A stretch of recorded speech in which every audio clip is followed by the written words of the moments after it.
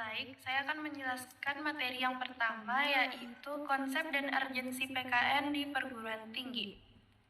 Pendidikan kewarganegaraan atau biasa kita singkat dengan PKN di perguruan tinggi bertujuan untuk mengembangkan karakter warga negara yang kritis, aktif, dan bertanggung jawab.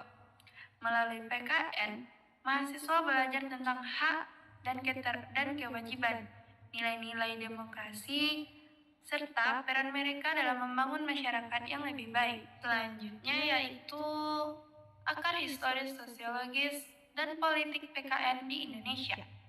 PKN di Indonesia memiliki akar yang kuat dalam sejarah perjuangan kemerdekaan, pembangunan karakter bangsa, dan upaya memperkuat identitas nasional.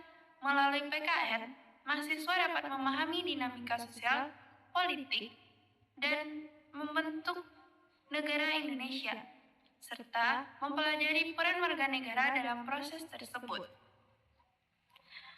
Kemudian dinamika dan tantangan PKN di era globalisasi. Yang pertama yaitu perubahan zaman. Globalisasi dan perkembangan teknologi mengubah konteks dan tantangan yang dihadapi warga negara. Selanjutnya, kewarganegaraan global.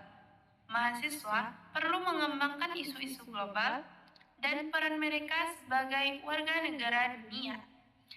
Selanjutnya, partisipasi aktif. PKN harus mendorong mahasiswa untuk terlibat secara aktif dalam proses demokrasi dan pembangunan. Esensi dan urgensi PKN untuk masa depan. Yang pertama yaitu pembentukan karakter. PKN harus berperan penting dalam membentuk karakter warga negara yang memiliki integritas, tanggung jawab, dan kepedulian sosial.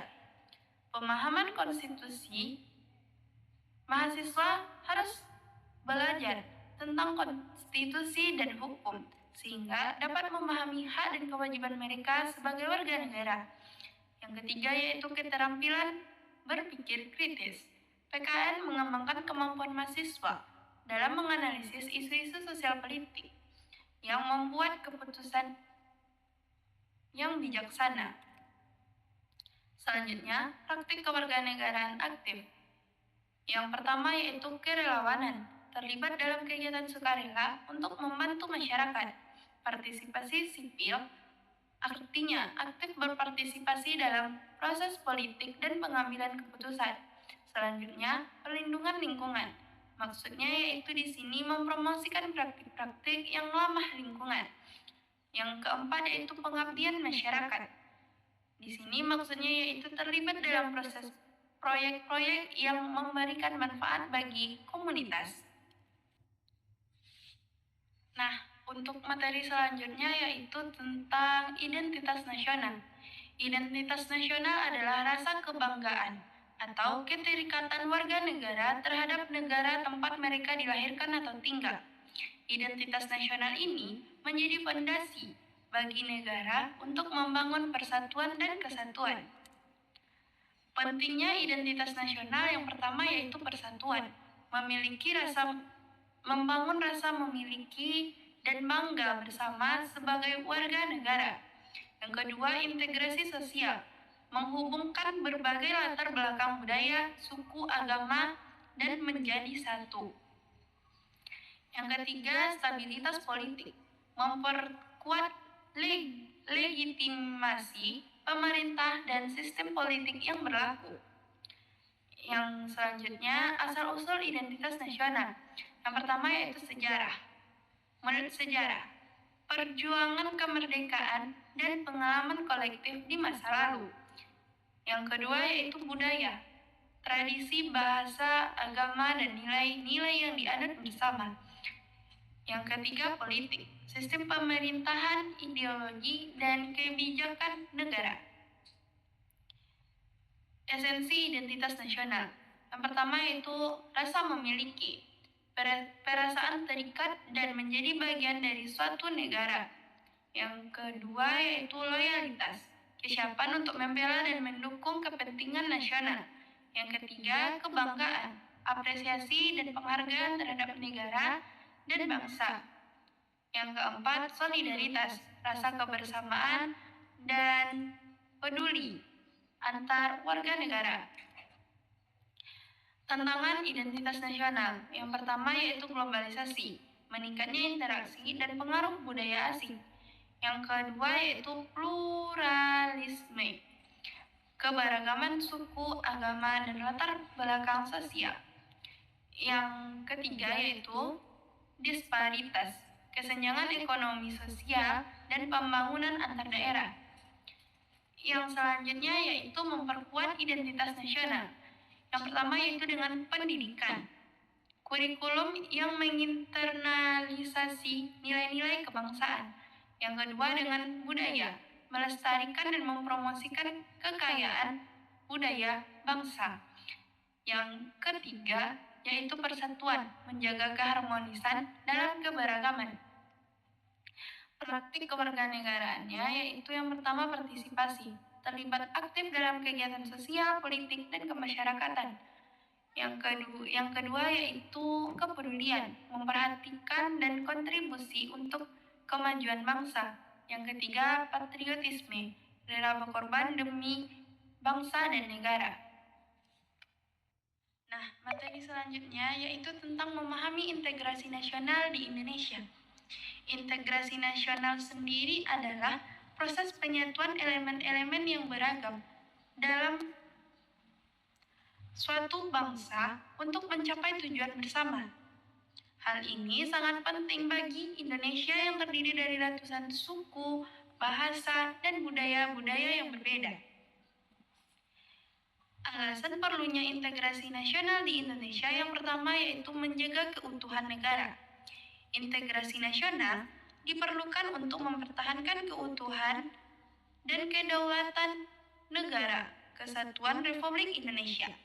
Yang kedua, membangun identitas bersama. Integrasi nasional membantu mewujudkan rasa kebangsaan dan identitas bersama sebagai bangsa Indonesia. Yang ketiga, meningkatkan kesejahteraan. Integrasi nasional mendorong pembangunan yang merata dan meningkatkan kesejahteraan bagi seluruh rakyat Indonesia. Yang selanjutnya, sumber integrasi nasional di Indonesia. Yang pertama, historis.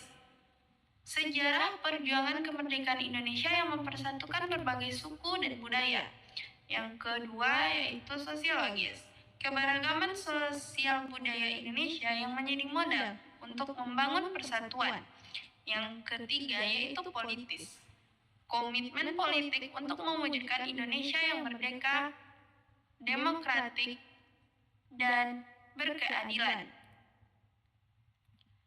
Dinamika dan tantangan integrasi nasional. Yang pertama, dinamika. Perkembangan teknologi dan informasi yang semakin terbuka membawa pengaruh global dan kompleks. Tantangan, munculnya ancaman disintegrasi, radikalisme, dan konflik antar kelompok yang dapat mengancam persatuan dan kesatuan. Yang ketiga, solusi, yaitu dengan memperkuat nilai-nilai Pancasila dan semangat kebangsaan terhadap perekat suatu kesatuan. Esensi dan urgensi integrasi nasional. Esensi integrasi nasional adalah suatu proses penyatuan kemajemukan untuk mencapai tujuan bersama sebagai bangsa. Sedangkan urgensi integrasi nasional pentingnya untuk menjaga keutuhan, kedaulatan, kesejahteraan rakyat Indonesia. Selanjutnya, landasan. Pancasila dan Undang-Undang Dasar 1945 menjadi landasan bagi integrasi nasional di Indonesia. Implementasi integrasi nasional diwujudkan melalui kebijakan kebijakan pemerintah, pendidikan, partisipasi masyarakat. Kesimpulannya, integrasi nasional adalah kunci kemajuan Indonesia. Integrasi nasional merupakan keniscayaan bagi Indonesia yang terdiri dari berbagai suku, agama, dan budaya. Dengan menjaga persatuan dan kesatuan, Indonesia dapat mewujudkan cita-cita kemerdekaan, yaitu menjadi negara yang berdaulat, makmur, dan bermartabat. Nah, materi selanjutnya yaitu tentang Konstitusi dan Undang-Undang Dasar 1945. Konstitusi dan Undang-Undang Dasar 1945 fondasi bagi negara kita. Konstitusi dan Undang-Undang Dasar 1945 menjadi landasan fundamental bagi kehidupan berbangsa dan bernegara di Indonesia. Dokumen-dokumen ini mengatur struktur pemerintahan, hak dan kewajiban warga negara, serta prinsip-prinsip dasar yang menjadi pedoman bagi seluruh komponen bangsa. Alasan perlunya konstitusi yang pertama yaitu pengaturan kekuasaan. Konstitusi berfungsi untuk mengatur kekuasaan pemerintah agar tidak terjadi penyalahgunaan. Yang kedua yaitu perlindungan hak warga negara. Konstitusi menjamin hak-hak warga negara seperti hak asasi manusia, kebebasan berpendapat, dan partisipasi politik. Yang ketiga, stabilitas politik. Konstitusi menciptakan sistem dan proses politik yang stabil, sehingga pemerintahan dapat berjalan dengan baik. Yaitu sejarah konstitusi di Indonesia. Yang pertama, sumber historis. Konstitusi di Indonesia berakar dari sejarah panjang perjuangan kemerdekaan dan pembentukan negara. Selanjutnya, sumber sosiologis. Konstitusi juga dipengaruhi oleh kondisi sosial dan budaya masyarakat Indonesia yang beragam. Sumber politis. Proses penyusunan konstitusi tidak terlepas dari dinamika politik yang terjadi pada masa itu. Dinamika dan tantangan konstitusi. Perubahan zaman. Konstitusi harus dapat beradaptasi dengan perkembangan zaman dan kebutuhan masyarakat yang terus berubah. Yang kedua, pertentangan ideologi. Berbagai macam kepentingan dan ideologi dapat memicu perdebatan dan dalam menafsirkan dan menerapkan konstitusi. Yang ketiga, penegakan hukum. Implementasi konstitusi membutuhkan penegakan hukum yang kuat dan konsisten oleh lembaga-lembaga negara. Selanjutnya, esensi dan urgensi konstitusi. Identitas nasional. Konstitusi menjadi simbol identitas dan kedaulatan bangsa Indonesia yang harus dijaga dan dipertahankan. Yang kedua, jaminan hak warga negara. Konstitusi melindungi hak-hak warga negara seperti hak hidup, beragama, dan berpendapat. Yang ketiga, penyelenggaraan negara. Konstitusi mengatur tata kelola pemerintahan, pembagian kekuasaan, dan mekanisme check and balance. Yang keempat, stabilitas nasional. Konstitusi menjaga stabilitas nasional dan mencegah konflik yang dapat mengancam keutuhan negara. Selanjutnya, mengamanahkan UUD 1945. Yang pertama, pembukaan. Pembukaan pada Undang-Undang Dasar 1945 yaitu memuat filosofis, ideologis, dan tujuan didirikan negara Republik Indonesia. Yang kedua yaitu pasal-pasal, mengatur struktur, institusi negara, serta hak-hak warga negara secara rinci. Yang ketiga, amandemen, yaitu proses perubahan Undang-Undang Dasar 1945 untuk menyesuaikan dengan perkembangan zaman. Praktik kewarganegaraannya yang pertama yaitu pemilu, berpartisipasi aktif dalam pemilihan umum sebagai wujud demokrasi. Yang kedua yaitu unjuk rasa, menyampaikan aspirasi dan tuntutan secara damai dan konstitusional. Yang ketiga, diskusi publik, terlibat dalam diskusi dan debat publik untuk membahas isu nasional. Yang keempat yaitu kegiatan sukarela, mengambil bagian dalam kegiatan nasional dan kemasyarakatan secara sukarela. Oke, materi selanjutnya yaitu harmoni kewajiban hak warga negara. Dalam demokrasi, harmoni antara kewajiban dan hak warga negara adalah fondasi yang penting. Ini memastikan keseimbangan dan stabilitas dalam masyarakat, serta mendorong partisipasi aktif warga dalam proses politik dan pembangunan. Alasan perlunya harmoni kewajiban warga negara yaitu yang pertama, tanggung jawab bersama. Kewajiban warga negara mencerminkan tanggung jawab bersama untuk memajukan kepentingan umum dan menjaga stabilitas negara. Yang kedua yaitu keseimbangan hak dan kewajiban. Harmoni kewajiban hak menciptakan keseimbangan, mencegah penyalahgunaan hak dan mendorong kontribusi aktif warga negara. Yang ketiga yaitu membangun masyarakat yang kuat. Ketika warga negara memenuhi kewajibannya, maka masyarakat harus lebih kohesif, produktif, dan mampu menghadapi tantangan bersama. Sumber historis, sosiologis, dan politis. Sejarah demokrasi. Konsep kewajiban hak berakar dari pemikiran filsuf politik klasik seperti Plato dan Aristoteles. Yang kedua, konteks sosial. Harmoni kewajiban hak merefleksi dinamika interaksi antar individu, masyarakat, dan negara. Yang ketiga, landasan konstitusional. Aturan mengenai kewajiban dan hak warga negara tercantum dalam konstitusi dan undang-undang warga negara. Yang keempat, tuntutan era modern. Harmoni kewajiban hak menjawab tantangan globalisasi dan pembangunan yang berkelanjutan. Dinamika dan tantangan harmoni. Pendidikan kewarganegaraan. Penanaman nilai-nilai kewarganegaraan sejak dini untuk membangun kesadaran warga akan kewajiban dan hak. Penegakan hukum. Diperlukan penegakan hukum yang adil dan konsisten untuk memastikan keseimbangan hak dan kewajiban. Yang ketiga, transparansi dan akuntabilitas. Transparansi kebijakan dan akuntabilitas pemerintah membantu menjaga kepercayaan publik. Selanjutnya, esensi dan urgensi harmoni. Identitas warga negara. Harmoni kewajiban hak memperkuat identitas dan rasa memiliki warga negara terhadap negaranya.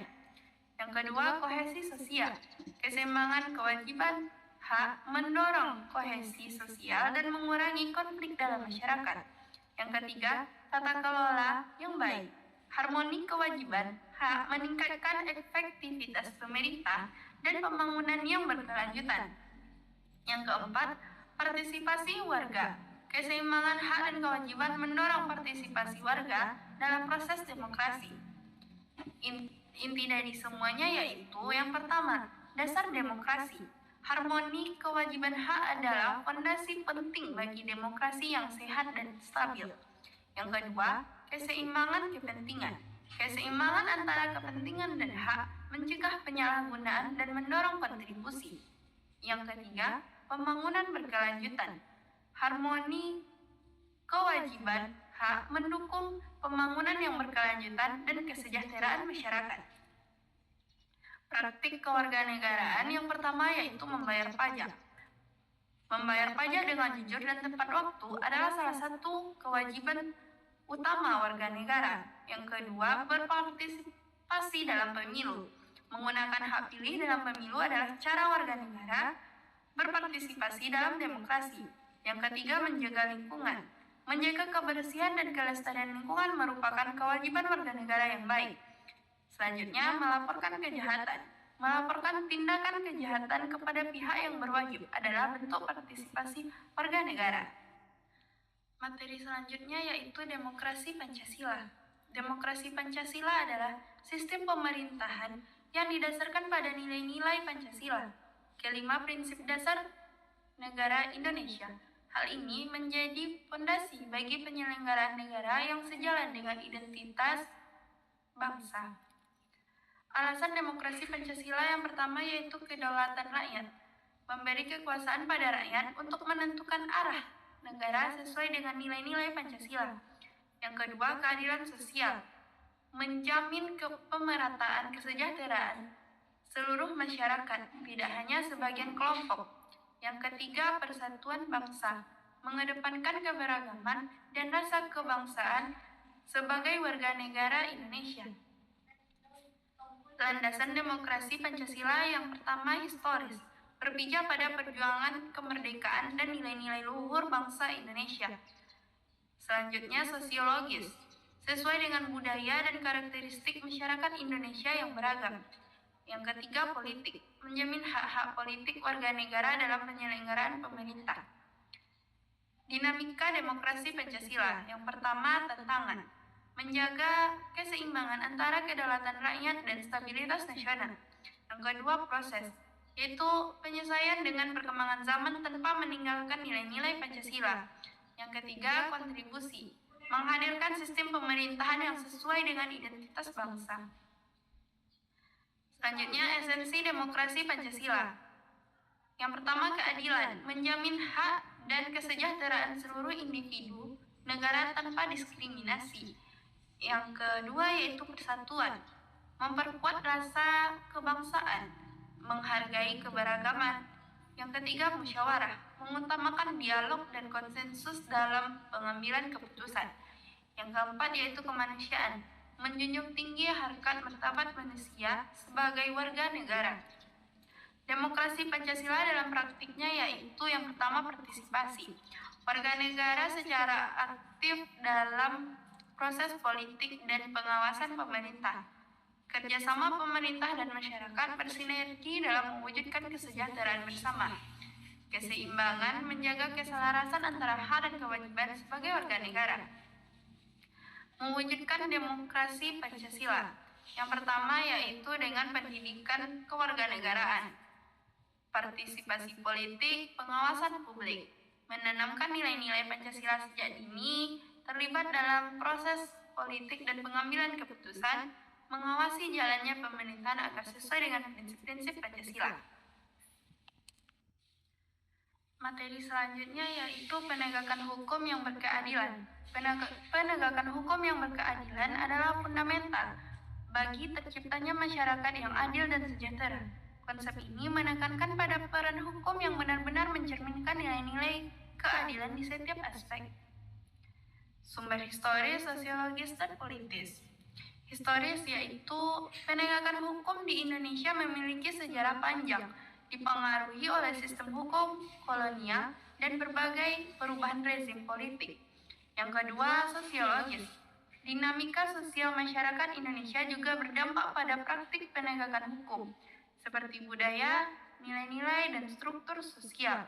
Yang ketiga, politis. Faktor politik, kekuasaan, dan kepentingan elit juga ikut membentuk sistem penegakan hukum di Indonesia. Alasan penegakan hukum berkeadilan. Yang pertama, menjamin keadilan. Penegakan hukum yang berkeadilan menjamin terpenuhinya rasa keadilan bagi seluruh masyarakat. Yang kedua, memulihkan kepercayaan. Penegakan hukum yang adil dapat meningkatkan kepercayaan publik pada sistem hukum.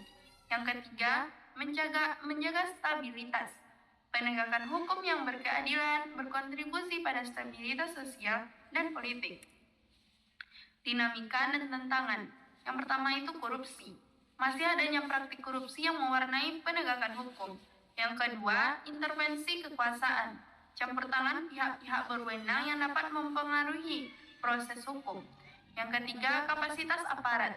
Keterbatasan sumber daya dan kompetensi aparat penegak hukum. Yang selanjutnya, esensi dan urgensi. Esensi penegakan hukum yang berkeadilan merupakan inti dari negara hukum yang demokratis.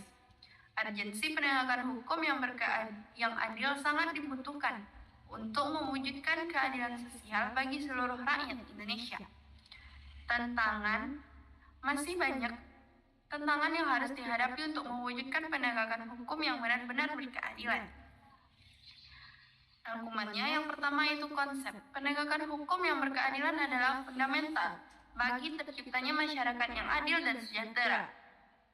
Yang kedua, urgensi. Sangat dibutuhkan untuk mewujudkan keadilan sosial bagi seluruh rakyat Indonesia. Yang ketiga, tantangan. Masih banyak tantangan yang harus dihadapi untuk mewujudkannya. Praktik kewarganegaraannya yang pertama yaitu pengawasan. Peran masyarakat dalam mengawasi proses penegakan hukum. Kemudian advokasi, upaya masyarakat untuk memperjuangkan hak keadilan. Yang ketiga yaitu partisipasi, keterlibatan warga negara dalam proses penegakan hukum yang adil. Materi selanjutnya yaitu wawasan Nusantara. Pengenalan wawasan Nusantara. Wawasan Nusantara adalah konsep yang menggambarkan Indonesia sebagai suatu kesatuan wilayah, bangsa, dan negara. Ini mencakup pemahaman-pemahaman Indonesia sebagai negara kepulauan yang terdiri dari ribuan pulau, ribuan suku, budaya, dan sumber daya yang beragam. Selanjutnya, sejarah wawasan Nusantara. Yang pertama, masa kerajaan Nusantara. Konsep Nusantara bermula dari masa kejayaan raja-raja besar di Nusantara seperti Sriwijaya dan Majapahit. Yang kedua, masa kolonialisme. Konsep Nusantara sempat terancam saat penjajahan Belanda, namun tetap dipertahankan sebagai identitas nasional. Yang ketiga, pasca kemerdekaan. Konsep Nusantara semakin dikukuhkan setelah Indonesia merdeka. Melalui konsep ini, Deklarasi Juanda dan Wawasan Nusantara. Kemudian konsep wawasan Nusantara, pandangan geografis. Indonesia merupakan negara-negara kepulauan yang terdiri dari ribuan pulau, dengan laut sebagai pemersatu bangsa. Kemudian pandangan sosial, wawasan Nusantara menekankan persatuan dan kesatuan bangsa Indonesia yang beragam, suku, agama, dan budaya. Yang ketiga, pandangan kesejahteraan. Wawasan Nusantara mendorong pemerataan pembangunan dan kesejahteraan di seluruh wilayah Indonesia.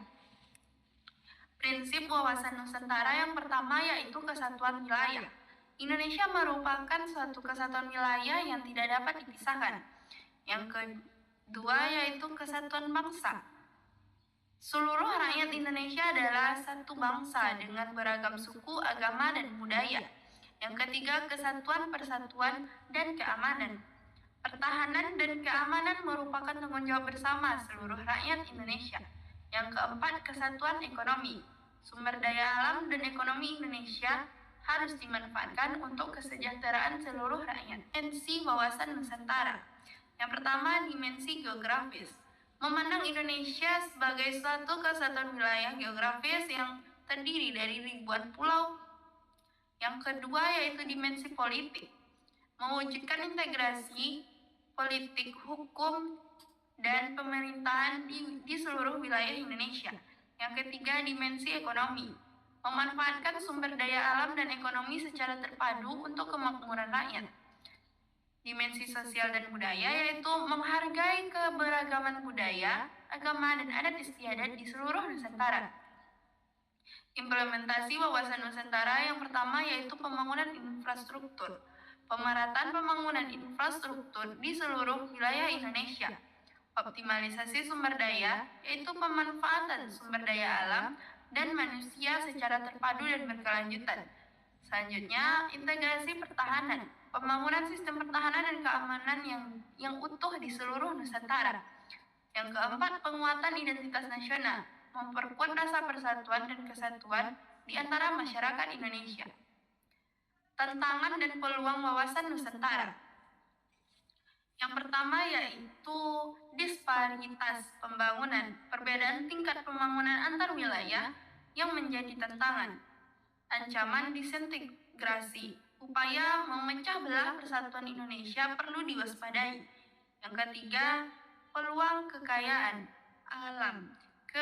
Keanekaragaman sumber daya alam dapat dimanfaatkan untuk kemajuan. Peran wawasan Nusantara dalam pembangunan nasional yang pertama yaitu memperkuat persatuan, menjaga keutuhan wilayah, dan mendorong pemerataan. Baik, untuk materi terakhir yaitu tentang ketahanan nasional. Ketahanan nasional adalah kemampuan suatu bangsa untuk menjaga kedaulatan dan integrasi wilayah serta melindungi kepentingan nasional. Ini mencakup aspek politik, ekonomi, sosial budaya, dan pertahanan. Definisi dan konsep ketahanan nasional. Yang pertama itu definisi. Ketahanan nasional adalah kondisi dinamis suatu bangsa yang berisi keuletan dan ketangguhan yang mengandung kemampuan mengembangkan kekuatan nasional dalam menghadapi dan mengawasi segala tantangan, ancaman, hambatan, dan gangguan, baik yang datang dari dalam maupun luar, untuk menjamin identitas, integritas, kelangsungan hidup bangsa dan negara, serta perjuangan mencapai tujuan nasional. Selanjutnya konsep. Ketahanan nasional mencakup aspek-aspek ideologi, politik, ekonomi, sosial budaya, serta pertahanan dan keamanan. Setiap aspek saling terkait dan mempengaruhi ketahanan nasional secara keseluruhan. Komponen ketahanan nasional yang pertama yaitu ideologi. Pancasila sebagai ideologi negara yang menjadi pandangan hidup dan kepribadian bangsa. Yang kedua yaitu politik. Sistem politik yang demokratis, adil, dan mampu mengelola perbedaan. Serta yang terakhir yaitu ekonomi. Kemampuan ekonomi bangsa yang kuat, mandiri, dan berdaya saing global. Peran warga negara dalam bela negara yang pertama yaitu partisipasi negara, warga negara yang aktif dalam pembangunan dan pertahanan nasional. Yang kedua, loyalitas, memiliki rasa cinta tanah air dan kesetiaan kepada NKRI. Dan yang ketiga, tanggung jawab, melaksanakan hak dan kewajiban sebagai warga negara yang baik. Yang keempat, pengetahuan, memahami konsep-konsep bela negara dan implementasinya dalam kehidupan sehari-hari. Selanjutnya, tantangan dan ancaman terhadap ketahanan nasional. Yang pertama yaitu ancaman internasional, konflik sosial, radikalisme, separatisme, dan masalah kesenjangan ekonomi. Tantangan pembangunannya yaitu ketimpangan pembangunan, degradasi lingkungan, dan ketahanan pangan. Yang ketiga, ancaman eksternal, konflik regional, globalisasi, pengaruh ideologi asing, dan ancaman keamanan siber, serta krisis multidimensi, pandemi, bencana alam, dan gejolak sosial ekonomi merupakan salah satu contohnya. Strategi penguatan ketahanan nasional. Yang pertama, penguatan aspek ideologi. Memperkuat internalisasi Pancasila di seluruh lapisan masyarakat. Pemantapan aspek politik. Menjaga stabilitas politik dan konsolidasi demokrasi. Penguatan aspek ekonomi. Meningkatkan kemandirian dan daya saing ekonomi nasional. Yang keempat, penajaman aspek sosial budaya. Melestarikan kearifan lokal dan memperkuat kohesi sosial. Dan yang kelima, peningkatan aspek pertahanan, mempertahankan keutuhan wilayah NKRI dan keamanan nasional.